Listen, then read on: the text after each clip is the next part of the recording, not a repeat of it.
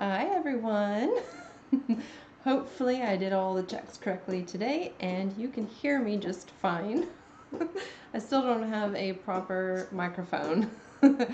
um, so hopefully I've plugged that into the correct USB port. If you can't hear me and you see me talking, please let me know. Anyway, hi, welcome. I'm Jen from Expert Diet Art by Science, and today we're going to do some spinning and also a lot of chatting. And it looks like some of you here are really looking forward to a chat, so that's great. Oh my gosh, it is minus 15°C in Saskatchewan, Canada. Ooh, sounds like a wool blanket and a hot water ball are in order. I don't know about the rest of you, but I like to name stuff. I really enjoy naming things. Luckily, this is Cassandra and actually came with a name. I don't know if you can see that, but takes away any difficulties coming up with a cool name for an object that isn't also someone we know, because that could be really confusing. Yeah, so just going to take a few minutes here to talk about some updates and wait for anyone else to kind of join the live stream. I realize I sometimes get notifications when my live streams are about to go live, and other times I don't. So I didn't get a notification this time for whatever reason. So I've put out some reminders on my socials to try and get anyone over here who wanted to watch live, but maybe forgot. So just really quickly, I have been really struggling with just feeling super exhausted, and I thought it was COVID related. And I've talked actually with a couple of different people about this, and it sounds really funny when I say it, but I'm pretty sure that I'm not eating enough food. So I've been trying to lose this extra PhD weight, and it's been really difficult because as much as I want to lose the weight through calorie restriction and all that, it might actually have been doing me a disfavor. So it's probably a good thing that it's not related to COVID at all, because as soon as I changed my eating habits, literally I ate like 400 or 500 extra calories one day, instantly felt better the next day. And so yeah, I was just struggling with just normal day-to-day activities, like going to work was a huge struggle, or just peeling myself out of bed. Even after 8 hours of sleep, I wasn't feeling refreshed at all. And so that kind of put it slowed down a lot of my content production. So I'm feeling better. I am back with filming and making products. So I started doing some more of that a couple days ago. So if you are interested, I've already got some things put up into the shop. But today's spinning, this little braid, I realized that the full version of this braid isn't actually in the shop yet, and there's a couple of others that I've taken photos of, and it's not been put in the shop yet. So yeah, I will be doing that over the next couple of days. So I feel much better, but it's kind of been like 2 weeks. I couldn't do anything, so apologies. But sometimes that's just what happens. It's better to have your health than anything. So yeah, as smart as I am, sometimes I do really dumb things. Just fine. We all do stuff like that. No matter who you are, you always end up doing something dumb sometimes. I also wanted to do a couple of updates. So this blanket that's behind me that I've been weaving is almost done. So I just have this much left to weave. I don't know if you can really see that on the stream, but it's probably about 12 inches or so. And so I'll be able to finish filming this, put the panels together, and do probably a video where I talk about the whole process of weaving something this large. So that project's almost done, in case you've been following my weaving adventures. Thank you, Rachel. Yes, I am feeling so much better. Like I said, it felt silly, and you start thinking, oh my god, maybe there's something really wrong, or maybe, I should see a doctor, and like a real doctor, not just a me doctor. And I just had a discussion with someone who studies diet and nutrition. She was probably like, yeah, you're probably not eating enough. Maybe think about your diet more. So, so there's that. Feel loads better. I've also done some more dyeing. So these are 2 new yarns that I've got, and I don't know how well they're going to show up here, but they're both available in the shop. This one was supposed to come out for Valentine's Day, called Love Me, and it was part of that period of time when I was so exhausted I couldn't function beyond just committing all of my energy to getting to and from work. That was pretty much it. So this is, I always keep a master skein of all of my repeatable colorways. Sometimes it's really, really useful, and I'm always glad that I've done this. I did this initially when I started Expert Dyeing, and this has some more muted tones. So there's some yellow, like sunny yellow, there's some peachy tones, pink, sort of like a light lilac, and because it's hand dyed, some of the color doesn't take as saturated, so you get some more muted pastels. That's why it looks a bit white in this area, but it's really not. And so what I'm going to do is knit up and weave up a little sample of this one, so I can post photos of that. But this is currently available in my shop, both on Etsy and on expertly.com. So if you're in the mood for some spring shawls, there's definitely enough yardage here in this fort to do a nice little shawl. It's also available in DK weight, and I will be dyeing some in my Aran weight soon. And then this one here, which is, I've called it Faded Luster, because it's sort of like this slightly dingy yellow or golden yellow, but I don't like really bright yellows against my skin because it's too close to my actual color. And so sometimes you just need something that's a semi-solid, and so if you're doing like a sweater, oh, this would be great as a sweater. If you're making something for someone who doesn't like a lot of wild out there colorways, I'm doing more semi-solids, so that's what these are. I've got a few others that I can see behind the camera, which I dyed yesterday, so they're currently drying, and so I can't wait to get those out there. So I've been busy doing some things behind the scenes, including getting myself ready for the Cotswold Wool Weekend, which is coming up at the end of April. So if you are in the southwest of Britain during that time of year and want to get some wool, make sure you stop by. It's actually really exciting for me too, because this is the first time in like a decade that I have done a fiber show. So that's going to be fun and also a little bit crazy. I'm a little bit out of practice, but I'm going to also be doing a talk, which hopefully I'll be able to live stream if I get all my equipment there. Hopefully the internet is good. If not, I'll just record it and then post it up there to my YouTube channel later, so you guys get to see me talk a little bit more about my doctoral research on textile production. And so this is the Aran weight. So this is available on my website in a few of the colorways already. This one is Fluorspar, and it's just like a really nice fluffy 2-ply superwash merino, and it it makes really great hats. So I've got that on the page as well.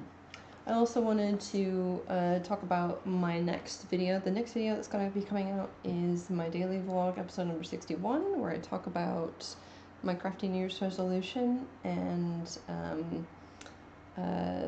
basically knitting socks.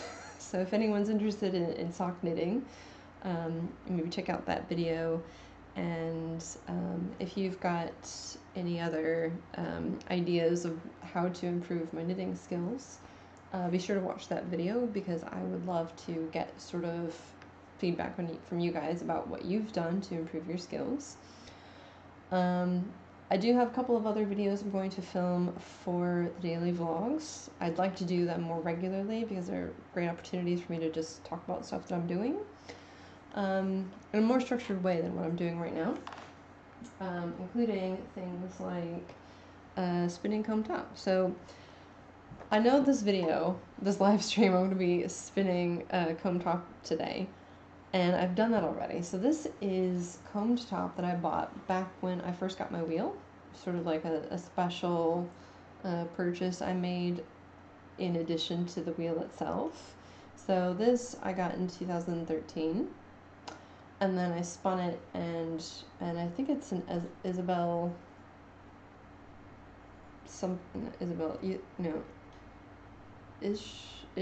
I think it's called the Ishbel Charlotte from Isolde Teague, if that name is still relevant these days. And then I had a sister braid, so I actually did a fractal ply on this. So it's the same braid. This one I did a Navajo 3-ply to keep all of the color transitions together. And I really love it. I don't remember, I think it was Wool Gatherings I bought this from. I really loved keeping the colors together, but I've never actually worn this. And I think I posted a video where I talked briefly about having made this and then never wearing it. In part because I was knitting it too tightly, which is part of the reason why it sort of like curls up here on the edge. And so it always feels like it's strangling me. And so I've also got this skein, which was a 4-ounce braid where I just did a fractal ply. So what I'm going to do today is different than what I did for this, where I took the braid and I split it long ways into 3 sections, and then I spun them all exactly the same way so that I could produce this yarn. So my plan is to unknit this. So I'm going to pull out all of the yarn, hank it up. I'll have 2 hanks, and I'll talk about a project that I'm going to do with this later. So that's actually the last time I have spun with combed top. So just a couple of things about spinning combed top. Now, when I first started playing around with the idea of starting a business, I was mostly familiar with combed top, and I think a lot of beginner spinners are familiar with combed top, partially because it's expensive and it's also very accessible. So what I did, and I back in those days, I couldn't afford a lot, so it was very, very precious to me. So I think I bought 4 ounces at a time, and that was it. Like, could not justify spending more than that. So I pretty much just did it undyed, and I made some fantastically dense yarns as a result. And when I finally got a bit more extra money because of expertly dyed, I was able to spin more combed top. But because I was buying the wool and dyeing it myself, this was before I actually included unspun dyed products in the expertly dyed range, before I had just launched with yarns. I experimented with dyeing wool and spinning it. And let me tell you, it is so important to dye and work with your own stuff. which sounds like a given, but I think there's some people out there that kind of skip that step. And it's really, really important to work with the stuff that you make, especially if your plan is to sell it. Because I learned early on how to properly dye wool like this so that it was really spinnable. So I don't know if you can kind of see this in the stream, but you might be able to see how light and fluffy it is. Right, the fibers are like really just, they're like all fanned out, that they're separated. And if I had a light shining behind it, you'd be able to see, like, this is this little spot, that's a thin spot, and that's a thin spot there. So the idea is, if you are wanting to sell these as products, if you spin them, you get a sense of how much handling is required to dye it, but how much you shouldn't handle it. This is much more prone to felting, and it's not superwash, so you have to be very, very careful on how you're working with it during the dyeing process, because if it starts to felt, good luck trying to spin it. And so the very first batch that I did, I fried it in the microwave. But it was fine because I used the dog brushes to kind of brush out the fiber, and then I just made a bunch of these. I think the Rolags were about like that long. So I spun all the Rolags, and I was like, okay, I can't do that. And then after a couple of more trials of dyeing and then spinning it, I realized just how delicate you had to be, and I looked into how other dyers dealt with the felting issues that can come up from dyeing combed top. And so over the years, I know exactly how to work with combed top for dyeing, so that you actually get something that drafts really, really easily. So like it seriously should just come apart like that. Yeah. So that's the first thing. It's a little bit of a pain because there's no way to fix it once you have started dyeing it. If it's been agitated too much, or if you've let the water boil too much, or at all, you're going to have a felted mess. And you might not have the whole thing be felted, but it might be enough where it's just too annoying to work with. And I have seen other people on the internet give pretty scathing reviews to dyers who don't pay attention to the combed top while it is being dyed. So thankfully it's not happened to me so far, but it is something that will make spinning it a lot more difficult.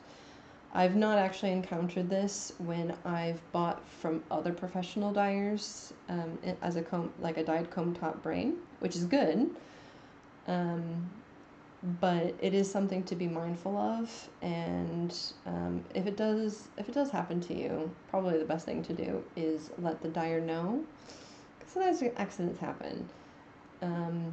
And if they are newer, maybe they've not been given feedback about it, and I'd always rather there be a much more thriving market than one that isn't, because I think when we have a thriving market with lots of producers, generally speaking, we tend to do well as a community. So, helpful feedback like that is a really nice gesture. So I always like to do a crocheted braid for keeping my combed top looking nice, but I'm going to undo it so you can see all of the colors. Hopefully you can see those colors nicely on the stream. So there's some like pale greens, some dark blues, a little bit of purple. I don't remember the exact colors that I used for this, or what concentration, because I wanted to get some things dyed that look nice. And with wool, there's lots of different ways to spin it. You could have carded it into sections and spun it that way. You could pull it into strips. and spin it that way. You can ply it in different ways. So I like to just get some really nice base colors to work with so that the spinner can just go with whatever makes sense for their project. So now that I've pulled it open, you can see it's already pretty fluffy, right? Like if I do this, you might be able to see that it's just, there's no resistance really, it's just fanning out very easily. And so this is a really good sign that it's been dyed properly so that it doesn't, or so that when you actually sit down to spin it as it is, it'll flow very easily. So there's a lot of debate about how to further prepare this. So there's lots of ways, like I said, you could split it lengthwise. So straight down here into 2 sections, or 4 sections, or 3 sections, or 10 sections if you want. And you can do multiple plies. So if you start one bobbin down for one half, and then the second bobbin, you can start here and go down. That's also possible. But I know that JC Boggs has done a lot of tutorial videos, and she's got a lot on Instagram. So I think it's on the Ply Magazine Instagram page. So if you've not been there, go check it out. If you have been there, you know what I'm talking about. So what she has talked about is the typewriter style of spinning.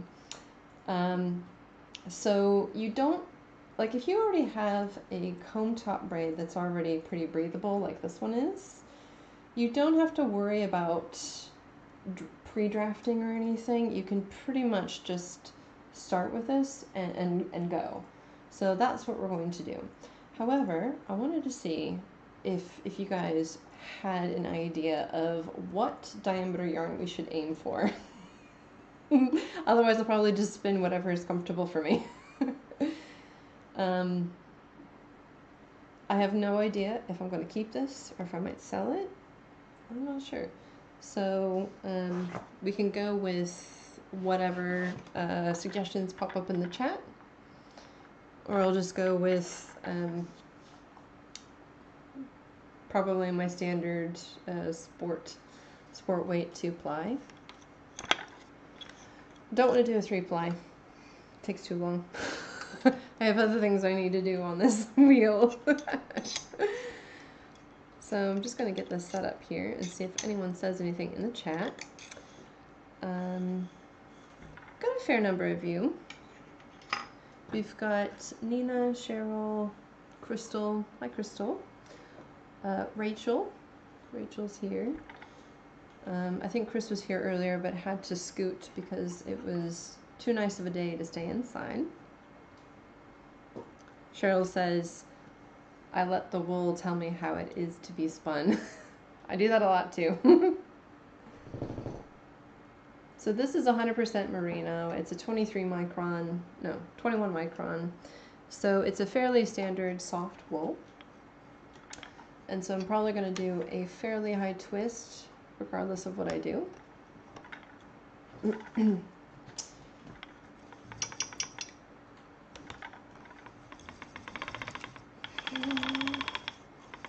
good. Okay. My base yarn is a sport weight and I like it. I do too. Well, it's so versatile. It's, in my opinion, it's still fine enough where if you wanted to do like a knitted fabric with it for a sweater or something like that, it feels thin enough where you're not like bulked up. But it's also large enough where it feels like I can knit timely and have my finished product. Because whenever I've done things that are really, really fine, it takes so long and then I end up abandoning it at some point. Other times it's sort of like, it's okay if I do thicker stuff. I just don't like the idea of it being a sweater or a cardigan. So all of the cardigans that I have made, generally speaking, fit into sort of like that sport weight up to DK weight. So like around 6 stitches per inch all the way up to about 4 stitches per inch. So that's usually as thick as I want a yarn to be when I'm knitting it plain. But I do have some other yarns I'll talk about at the end. Okay, so I've just kind of pulled this open a little bit more. I've not really done much fussing, and I've also kind of pulled up these loose bits at the end. Now, occasionally what will happen when you dye is these ends will sort of like fuse together, and it makes drafting kind of a pain. Or if you want a really, really smooth yarn, what I do is I will just pull these all off so that I get a smooth draft. It sacrifices like a gram of wool. So if you find that your top, it feels a bit clumpy here on the ends where it's been pulled apart and then dyed, it's worth the sacrifice. So I'm basically, hopefully you'll be able to see this. I'll have to stop and show you every once in a while. I'm basically going to start on one end and spin across and then spin back.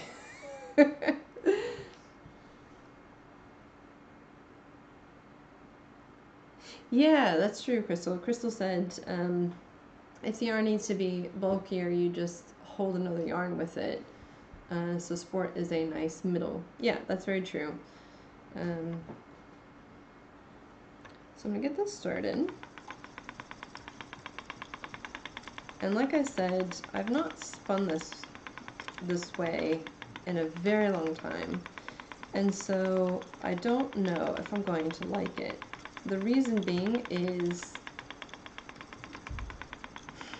the yarn itself always looks really pretty, but it always feels really dense, and the reason being is it's comb top, so all the short fibers have been removed, and all of the fibers that go into this preparation are perfectly aligned, and they're long, and they're just all stacked back and forth like this, overlapping. So what you get is a really nice, smooth, potentially really quite shiny, depending on the fiber you're using, yarn. So I'm just going to fold that back on itself. Actually, that's a bit thick, but you know what? I kind of like it. So I've gotten from this edge all the way over to this edge, and so now I'm going to head back the other direction. And I'd say, I mean, I'm not putting a ton of twist in here, but I am putting enough so that when I do the 2-ply with it, it's going to be abrasion resistance. I love the look of soft spun merino, and I love dyeing it, but it's just not super practical. It also has a tendency to catch a little bit, so I'm getting some flashbacks. When I first started spinning, one thing that I became instantly obsessed with was the thick spots. I would always go back and undo them, like always. If I let it go, it would bother me. I'm going a bit slow. If you guys are familiar with my normal speed, this is a bit slow for me. And it has nothing to do with the wool felting or being caught on neighboring fibers. It's just because there's a big bulk here, and so I'm just trying to make sure that I don't get any of those thicker spots. So I'll show you through the ply back. Oh, let me do it again.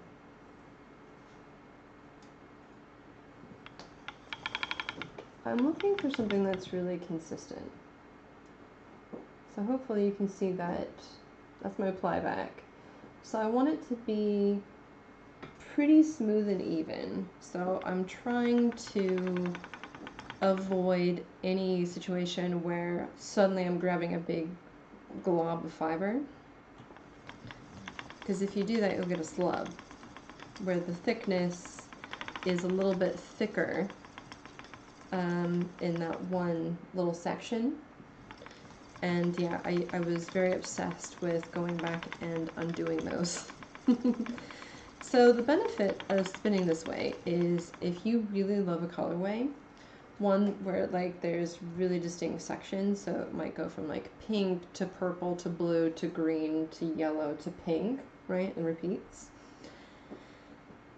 then you can keep the colors preserved by spinning back and forth like a typewriter, so, or like a printer. I'm trying to find the right analogy here, but basically you want to go back and forth down the length so that if you have color blocks, you're preserving it as best as possible.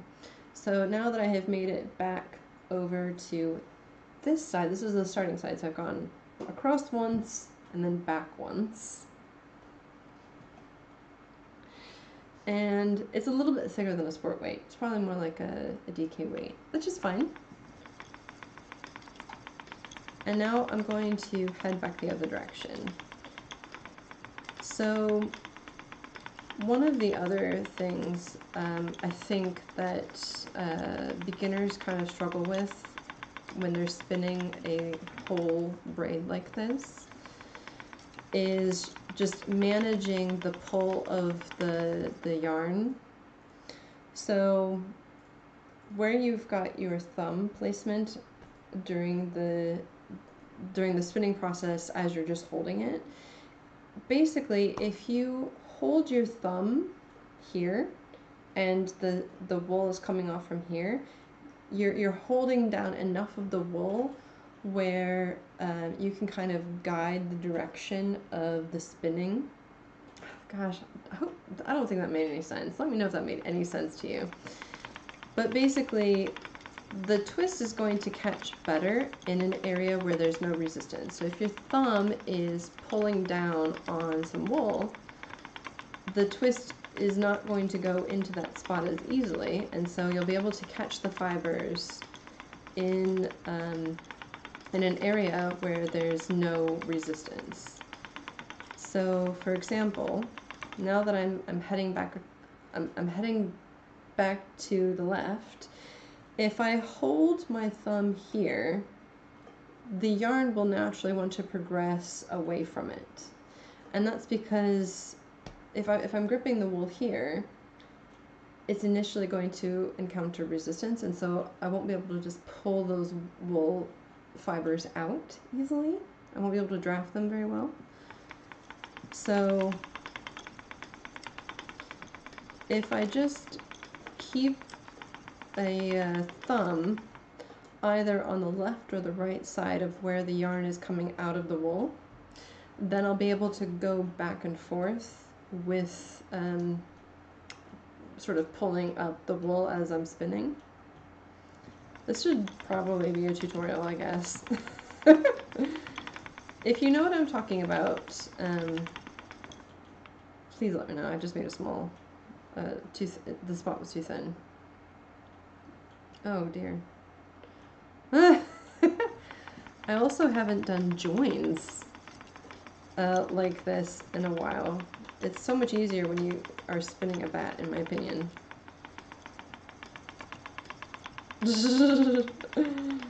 Oh my goodness. So in my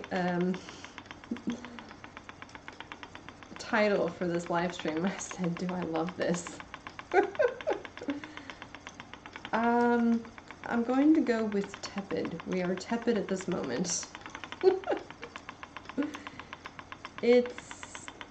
I should probably also try this with a spindle, to be honest, if I wanted a really accurate gauge of whether I like it or not.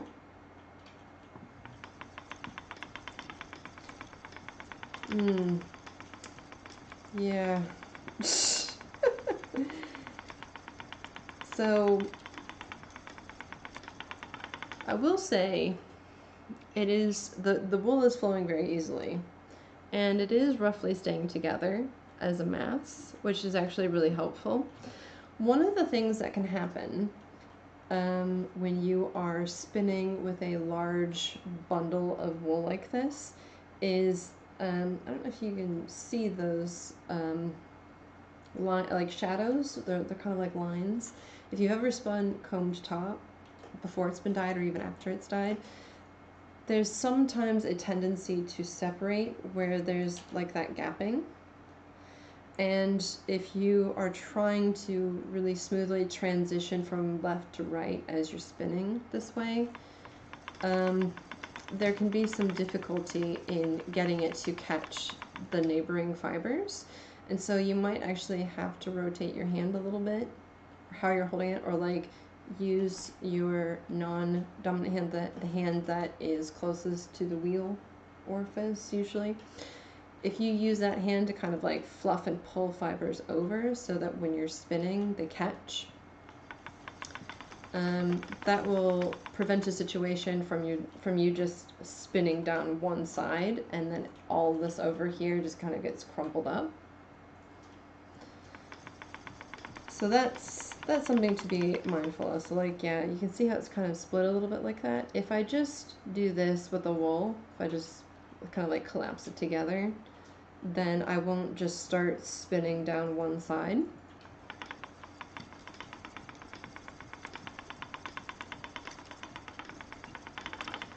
But yeah, it feels a bit unruly. Even for a very experienced spinner, as I would consider myself. Oh my gosh, there's a thin spot.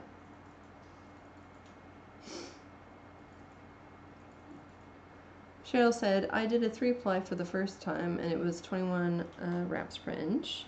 And Crystal has also done the same. Do you mostly just do a 2-ply then, Cheryl? Oh gosh, that was a terrible join. Going to ignore that. Oh dear.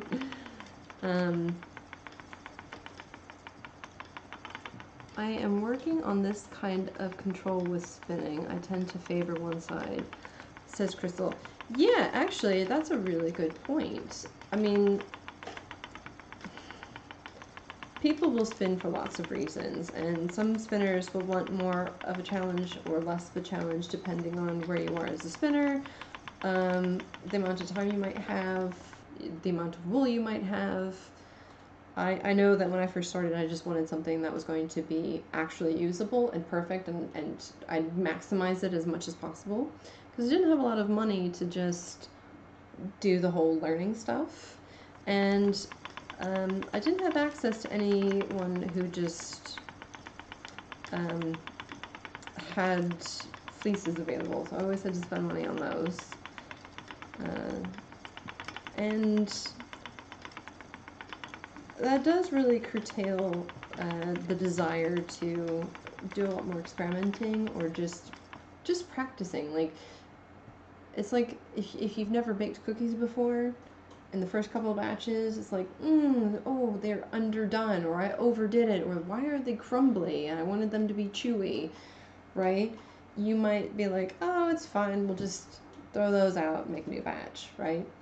Maybe I did something wrong in a step, or maybe the recipe wasn't very good, you know. It's something like that. We don't really think about the costs associated with making a batch of cookies and then not really eating them.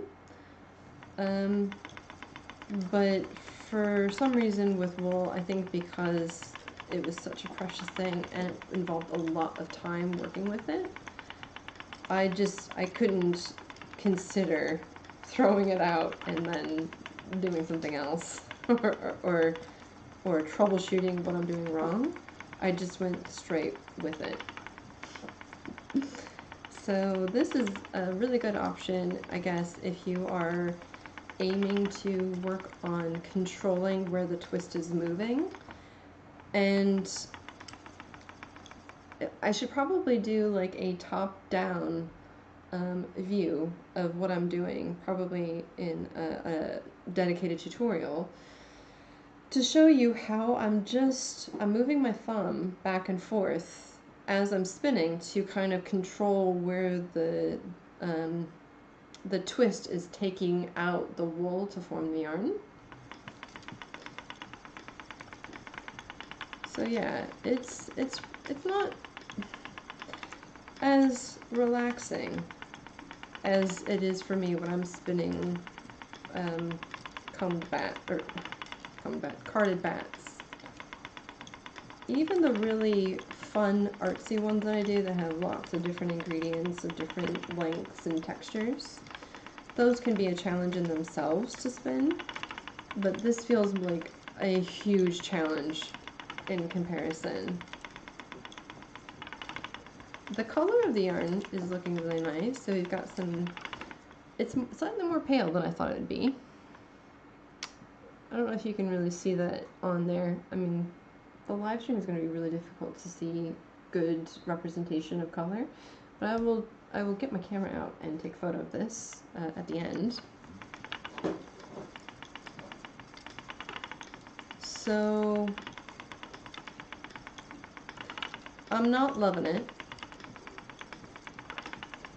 but I don't hate it. And I think I'm probably better at it than I used to be. I'm comparing it to a completely different method of preparation. So fundamentally, combed top and carded bats are going to be different in how they feel while they're being spun. And since I predominantly spin carded bats, of course it's going to feel more natural to spin carded bats. It will feel easier because you've got those short fibers, and it's sort of like those short fibers are a bit more like the lubricant of the drafting. Even though this, I mean, you can see just how light and fluffy this is. So it's not compacted at all. There's nothing felted. But still, there is a significant amount of resistance as I'm drawing the fibers out. And I think that's just down to the nature of the preparation method. So there's no short fibers to kind of separate the longer fibers from each other. And I guess before sitting down to do this, I wouldn't have thought it would feel like this. I knew that this is potentially one of the things I would recognize in this live stream today, but I didn't know how much I would feel it. So there's definitely a fair amount of resistance, and even though we've been spinning now for about 10 minutes or so, I want to say, I'm not spinning as fast as I normally do. So if I wanted to do a project with combed top, it would take me longer. At least in the spinning respect. Making bats is going to take a while. So I guess project for project, they would probably take me a similar amount of time, and that wouldn't be a big issue. Because I would finish them roughly in the same number of hours. But the enjoyment, I don't know. I feel like I'm enjoying this more now that I've gotten through those first couple of rounds. But there's also a lot more of this to get through. Ooh, yeah, so Crystal says she's digging the colors and can't wait until I get to a dark green patch. The other thing that I could do is overdye it. So if I finish it and I'm like, I think I want it to be a bit darker, because right now it's kind of like a muted pastel colorway. I could definitely do that.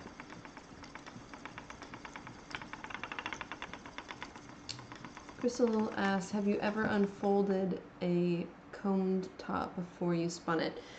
No, I haven't. I know that it's possible, and I've seen other people do it, and I think even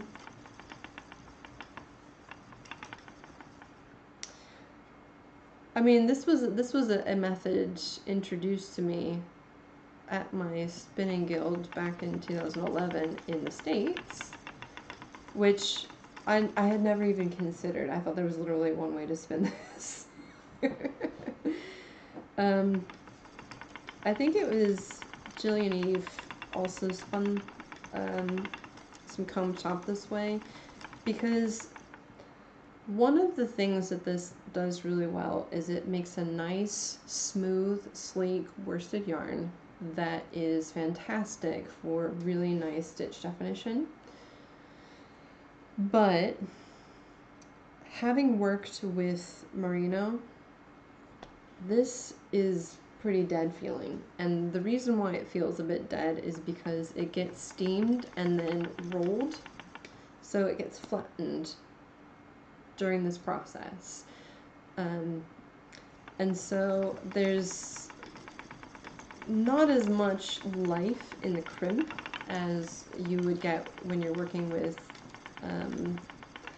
from the fleece. Like if you started with a nice merino fleece of similar micron count and process it all the same, and then compared it to a carded bat made from merino, the spun yarn that you did from the animal's fleece would hands down have a lot more liveliness in the crimp, and it probably wouldn't feel as dense even if you did decide to do a hand-pulled combed top with the fleece yourself. So there are ways that you can mitigate that. You can spin it from the fold, or if you were to take a section off here and then you spin out this way, right? So we've been going back and forth down at this end, but if you were to take this section out and then spin from here towards the wheel, it would sort of fold the fibers down, and in that way it's very similar to what a rolag does. So those fibers, when you're spinning them, they have a tendency to want to straighten out because it's been straightened out in this form. And so during the spinning process, right, with the combed top preparation that we've been doing now, all of those fibers are laying like this. So when they get twisted in, they're like, yeah, I like this. This is how I want to be. But wool is plastic, so it wants to resist being changed in form. So if you were to turn those fibers sideways and spin it, suddenly they don't want to lay flat, right? So they kind of like flare out. And so when you're adding the twist and they flare out, you get kind of like a loftier yarn than you would get otherwise. And so it's basically a similar principle as when you do a yarn spun woolen or from a rolag, because you can do the same thing with a comb top and produce something that is considered semi-worsted.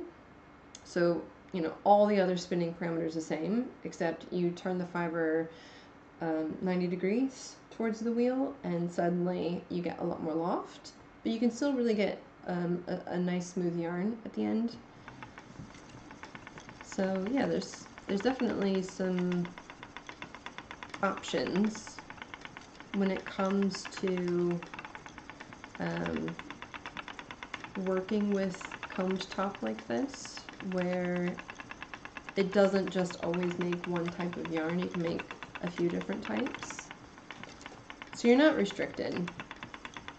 And so here, I don't know if you can see this, but it's like starting to split apart here, and it's probably because the grooving is a little bit deeper in that spot. So all I'm doing is when this part, if I can hold this like this, so you can see here this side is shorter, so I've been going from this side to this side, so I've spun, and so I'm spinning this section here. And so to make sure that I don't just spin this part down too far, I'm kind of with my the hand that's closest to the orifice, I'm using that hand to kind of pull these fibers into where I want it to be spun, and I'm holding my thumb on this side so that I don't grab this part of the wool, right? So I'm going to grab that part of the wool, and so I'm using my thumb as like a herding device, like pretend like my thumb is a sheepdog and I'm trying to herd the rest of the sheep to where I want it to graze from. How's that for a metaphor? Hopefully you enjoyed that. I thought of it just now. Oh my goodness. Am I blushing?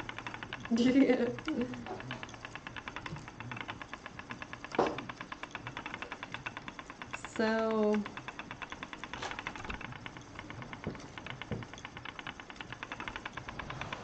I feel like if there was a combed top out there that I had to have, I would be okay spinning it whole like this. It may not be my favorite thing, but I might do it on occasions.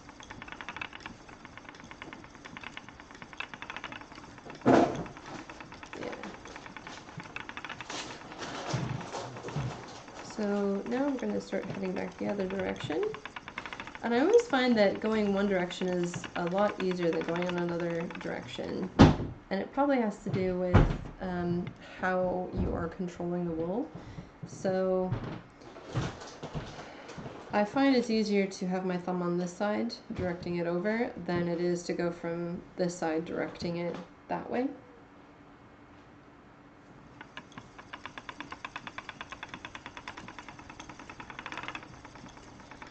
The other thing about wool is, because there's unspun fiber down there, if you get a little off and you find that one side is being spun more than the other, you can always just pull it off, place it where you want it, and continue spinning again. So it doesn't have to be locked in that way. But this is a really great way to keep colors preserved in a dyed top that has color block transitions.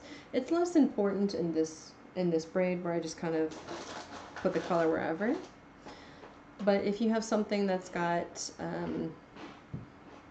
you know, demarcated color spots, this is the best way to spin it. And if it feels like it's too much with this full length, you could always just pull off a section and be like, I'm just going to spin the pink section. And then when you get down to the point where it starts to transition, then you have your next bit pulled off. You know, maybe it's purple, right? So you get your purple section ready. So you go from pink to purple. That can be more manageable for you, and you know, do what helps you as a spinner. And take this as sort of like an idea of what you're trying to do, and then adapt, modify according to whatever your needs are. So if it feels like it's a bit much working in these big full sections, the other thing you could do is, I want to work with just this blue section, and then you can pull this part off and the middle section off, so you have 3 little sections of just blue that you're working with. That's also fine. But as we've kind of pointed out so far, this helps with controlling where the twist is going while you're spinning. And if that is difficult for you, or if it's something that you've not really considered doing, it is extremely helpful, especially as you develop more of your spinning skills, to kind of get used to paying attention to exactly where the fiber is being drawn up from, how you're holding the hand that's got the wool, how you are guiding the spinning process generally with your other hand, right? So there's lots of things that you can learn from just this, even if it's like, you know, an experiment, or, you know, I'm spinning this for a gift, but I'm also, you know, making it do double duty. I'm learning stuff and also making yarn for a gift. That's fine. In fact, most people who get a gift from you are probably going to be ecstatic that they are receiving a handmade gift from you. So even if it's not perfect, they'll still love it. So yeah, so Cheryl says, I like to break, she likes to section it off because it's easier to hold. Yeah, no, that's exactly right. Just, in principle, this works just fine. And if you want to understand how it works and give yourself a challenge, you know, just work with it this way. Or if you just want to work with a specific color section and you want to make it just a little easier for yourself, by all means, make those adaptations to suit you and, you know, your skill level. So if you are a beginner and you want to improve your skills but it still feels unwieldy, it's fine. Work to your skill level. If you are watching a movie and spinning, which I often do, sometimes I don't have the mental capacity to deal with the spinning and fiber management and also paying attention to a movie. So, you know, there's no shame in making things easier for you. So just, if it helps you in some way, go ahead and do it.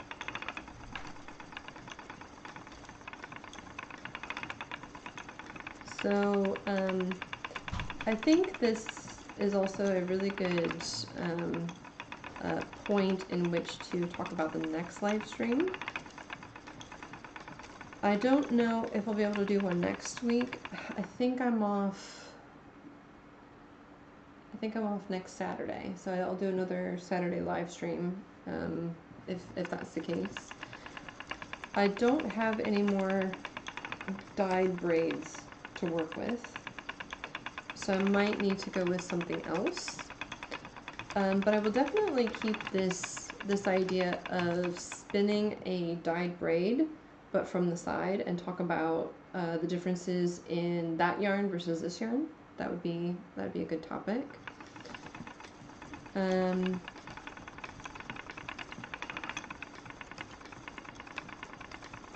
I could do, let's see here, what else could I do?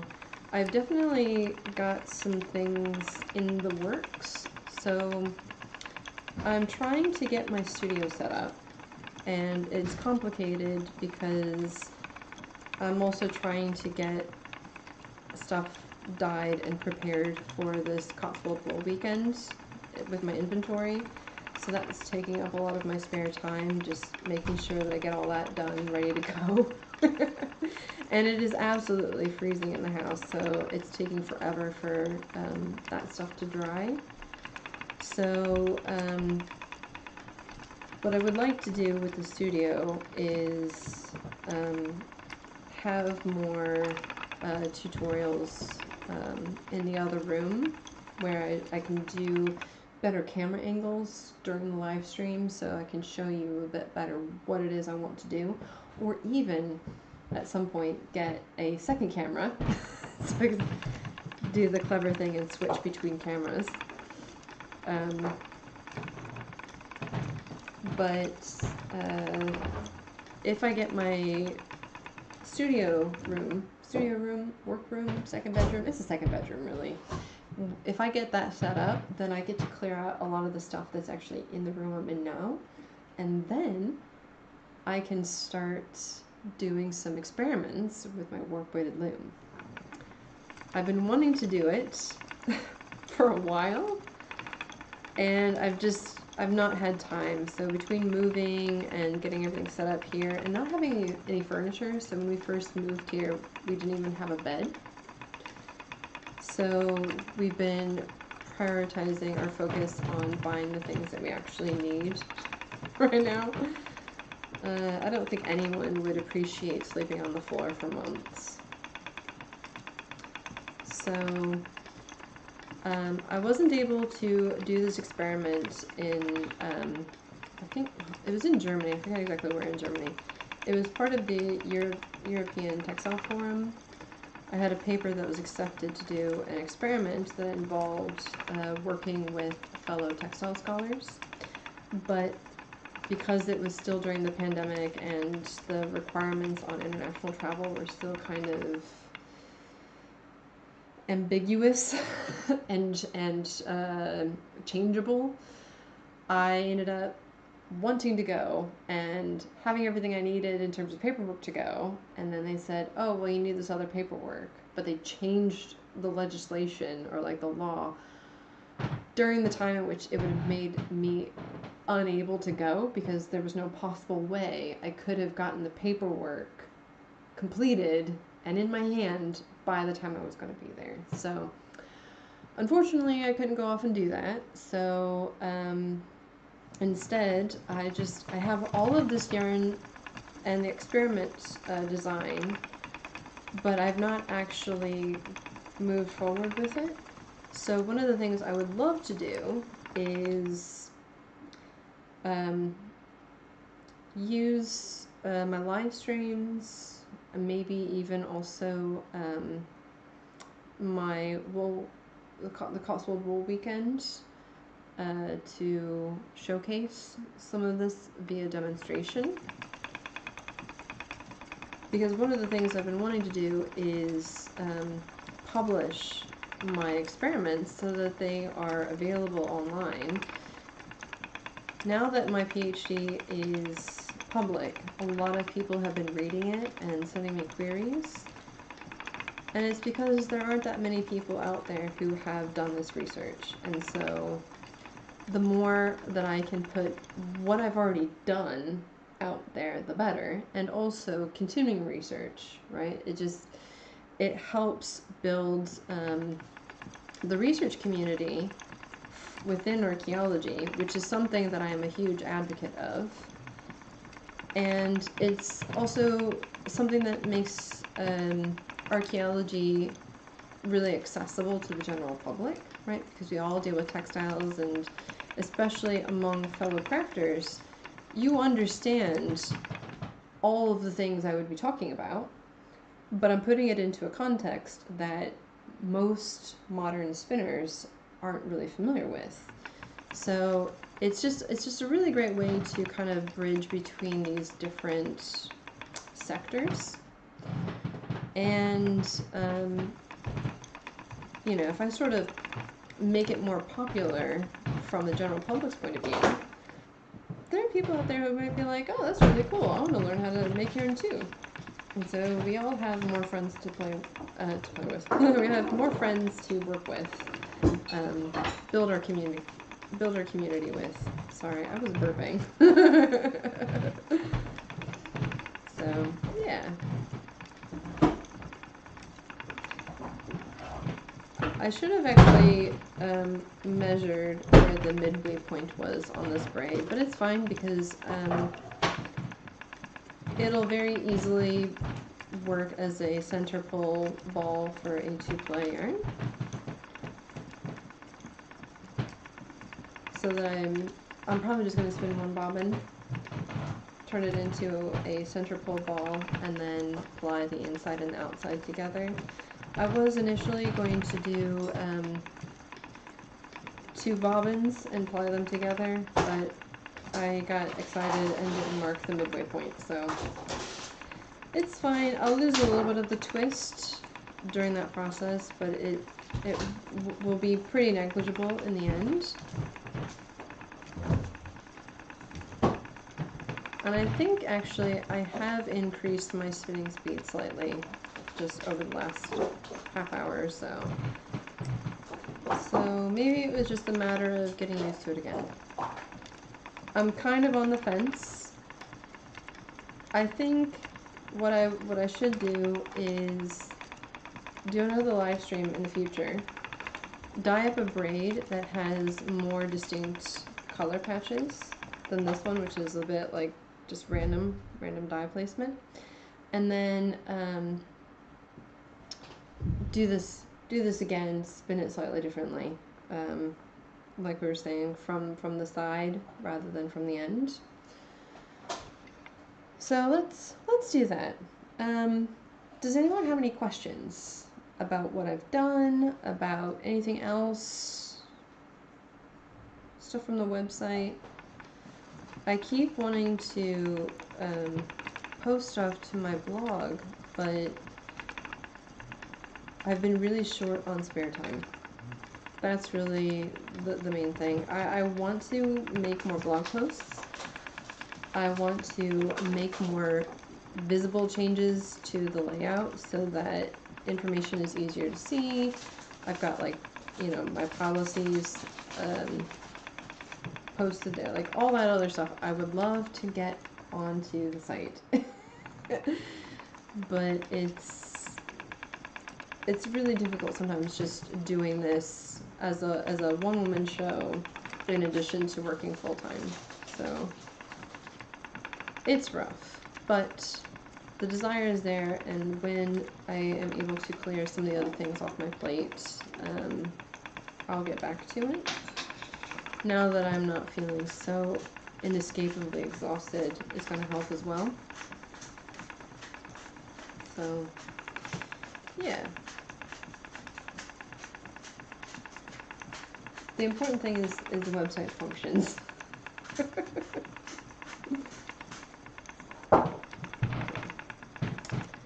So I'm going to stop that right there, and then I was going to talk a little bit about what I think I might do for the next live stream.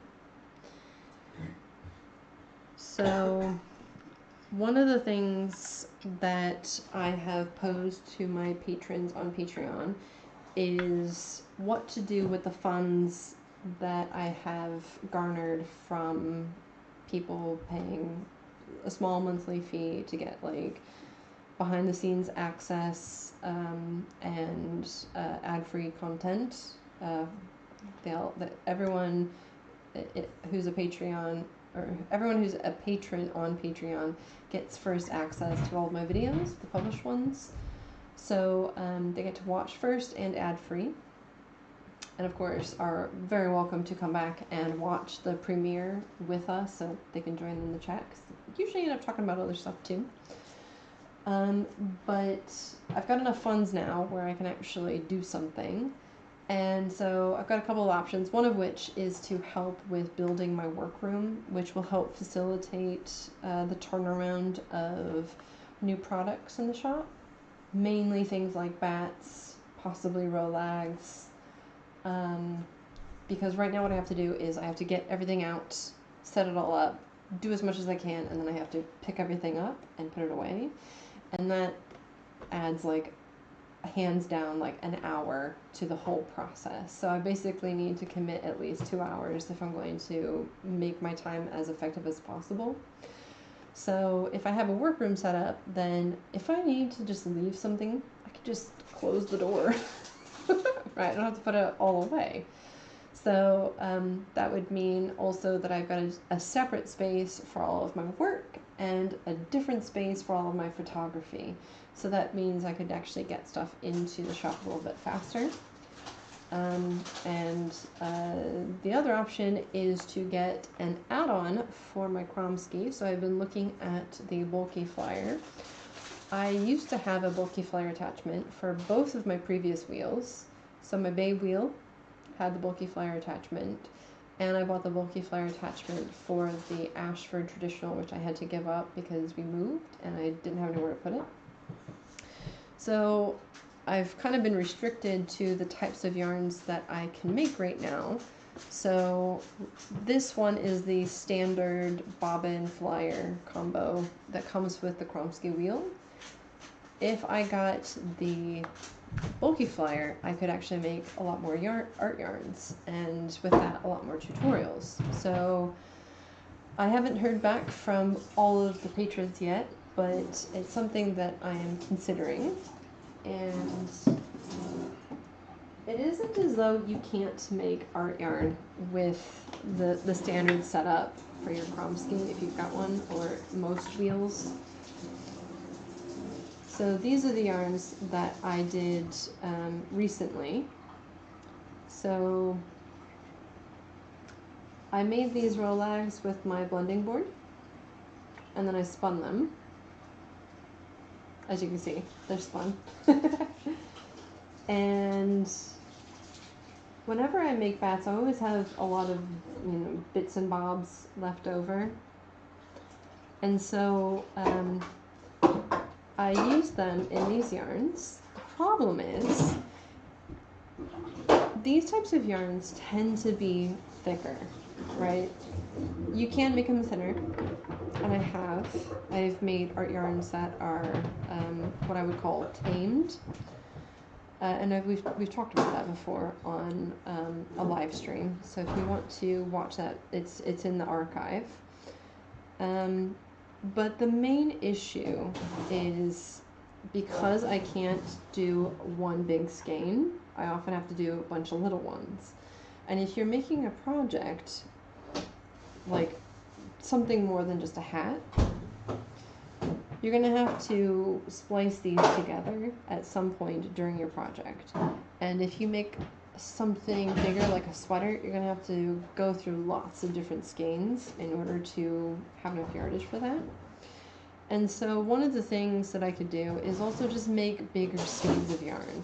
So not just art yarns, but bigger skeins. Yeah. So I had to make 2 little ones here, and this one is 3 little ones. So that means you're going to have to make multiple joins, which is kind of a pain, especially considering how thick it is, because those thicker spots are going to bulk up that spot in your fabric. It's not like a deal breaker, it's more of an aesthetic thing and a preference thing. So yeah, that's basically it. I'm trying to figure out how to use these Patreon funds from the people who have been supporting my educational content for the last year now. I think some of them, I think there's at least one person who's been a patron of Actually Dye for a year. So that's awesome, actually. I didn't think about that until just now. Of course. So yeah, the point of Patreon is to help with these kinds of decisions, like reinvesting back into the business so that we can improve various elements to make the educational process more accessible, right? By having equipment, or by getting products made faster, or the turnaround time a little bit better than it has been. You know, just things like that, or in the creation of tutorials. So if I have the bulky flyer, then I can do a host of different tutorials. And also, we can do them during the live streams, because it's been a long time since I've actually spun with one. About 3 years. No. About 2 years. About 2 years is the last time I made bulky art yarns. So it would be fun to have a little play and get used to it through the live streams. And I can talk about like reacquainting myself with the bulky flyer, so that might be useful for anyone who's interested in getting a bulky flyer for their own meal, or what the experience is like, because you don't always hear what the experience is like reacquainting yourself with tools during a published tutorial. Sometimes I do, sometimes I don't. But during live streams, it's kind of like a stream of consciousness. So that might be useful. But anyway, there's some ideas of kind of where I want to go in the future. So I think maybe the next live stream, we're going to spin some kind of like art rollags. So I'll work on those, because they're a lot of fun to make, a lot of fun to spin. And then I can show you during the live stream one way I work with art rollags, because it's a little different than how I work with the bats. So yeah, we'll do that. So I didn't see any other suggestions for the next live stream in the chat. So if there's no opposition, we can make some fun art yarns in the next live stream.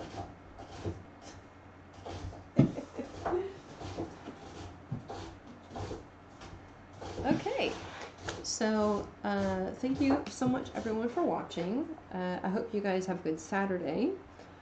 If there's any questions that occur to you between now and whenever, pop them down in the comments below. I am a little bit delayed in getting back to comments because I've been busy and also struggling with being too tired from putting my body into starvation mode. So I will be responding to some of the things that people have said over the last couple weeks.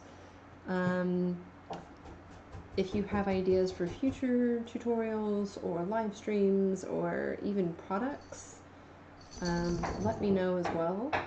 And I will do my best to kind of keep things rolling out as I can. There's a lot of stuff that I'm doing, but I will try to be as timely as I possibly can so that there's always something interesting to, you know, look at, talk about, think about in the future. So, yeah, I hope you guys had a good time today. Before you leave, give me a thumbs up. And if you are first here, don't forget to subscribe if you like the content. I've also got my Etsy shop, Expertly Dyed, and then I've got my website, expertlydyed.com, where I also have a shop. Same items, slightly different prices, because Etsy is a really good location for it, but I get more from my shop on Expertly Dyed rather than Etsy, so I've got both.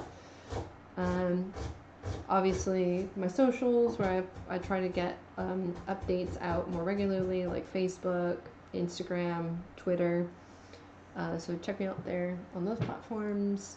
If you're going to be in the Cotswold region at the end of April, I will be there for the Cotswold Wool Weekend, so put it in your planners. And then also last, Patreon. So if you want to support my educational content a little bit each month, go over there and check it out. Try to do a few posts a month, background stuff, whatever interesting things might be going on this end that I don't announce publicly, is all posted there. So yeah, anyway, thank you so much for watching, everyone. Bye.